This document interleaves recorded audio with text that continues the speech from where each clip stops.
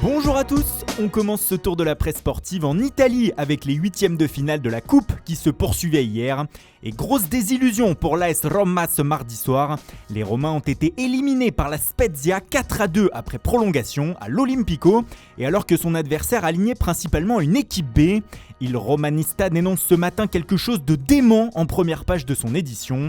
Le quotidien choisit de ne publier aucune image du match, laissant éclater sa colère sur un fond rouge. Pour le Corriere dello Sport, la Roma a été laissée à l'abandon par ses joueurs hier. Après la claque reçue vendredi soir dans le derby face à la Lazio, c'est une nouvelle déconvenue qu'ont subi les hommes de Fonseca, qui ne sont pas loin de plonger dans la crise. Hier soir, ça jouait aussi en Angleterre. En match en retard de la 18e journée de Premier League, Leicester s'est imposé 2-0 face à Chelsea. Et cette victoire permet aux Foxes de prendre la tête du championnat avec un point d'avance sur Manchester United et un match en plus.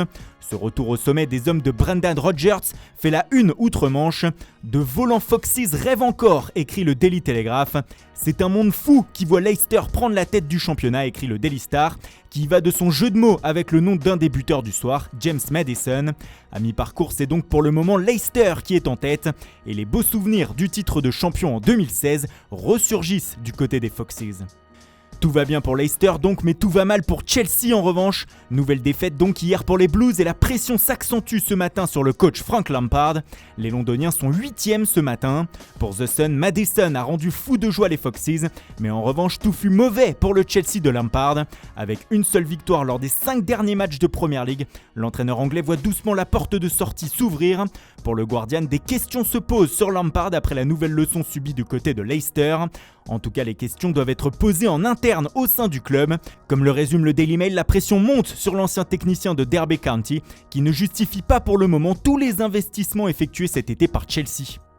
On retourne en Italie maintenant pour la grosse information mercato de la journée d'hier. Mario Mandzukic s'est engagé ce mardi avec l'AC Milan. Et désormais les Lombards peuvent voir loin et rêver de plus en plus au Scudetto avec un effectif aussi complet. Mais la Gazzetta dello Sport nous rapporte ce matin que le recrutement audacieux n'est sans doute pas fini. 2 hommes seraient désormais tout proches de la Lombardie. Il s'agit de 2 défenseurs, Fikayo Tomori de Chelsea et Junior Firpo du FC Barcelone. De quoi encore renforcer cette équipe milanaise qui dispose désormais de 2 11 complets pour aller chercher le titre, selon le quotidien. On poursuit sur le mercato avec la une du journal Mundo Deportivo de ce mercredi. Pour le média, le cas Eric Garcia devient une urgence pour le FC Barcelone. Face aux blessures et au calendrier infernal de la saison, le recrutement d'un défenseur central devient une nécessité pour les Blaugrana. Problème, le joueur de Manchester City ne peut pas débarquer en Catalogne avant l'élection officielle du nouveau président du Barça, ce qui pourrait ne pas intervenir avant la fin du mercato. Dès lors, Mundo Deportivo exhorte le Barça à réaliser l'opération très vite, à la sécuriser, car la menace du Paris Saint-Germain planerait sur ce dossier. Les Parisiens suivraient avec attention la situation et pourraient ne pas se priver d'un mauvais tour à jouer au Barça. En parlant des relations entre les deux clubs, cela fait aussi la une de Sport.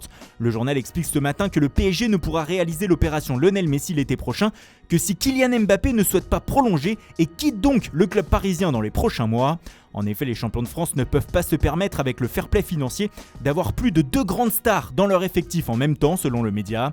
Les destins de Messi et de Mbappé seraient donc liés si le PSG venait à clairement se lancer dans la course. Ça nous promet un sacré feuilleton. Et on termine ce tour de la presse sportive par l'actualité du Real Madrid. Elle concerne aussi le mercato. Marca révélait hier soir sur son site internet que Martin Odegaard avait demandé officiellement à ses dirigeants à quitter le club durant ce mercato hivernal.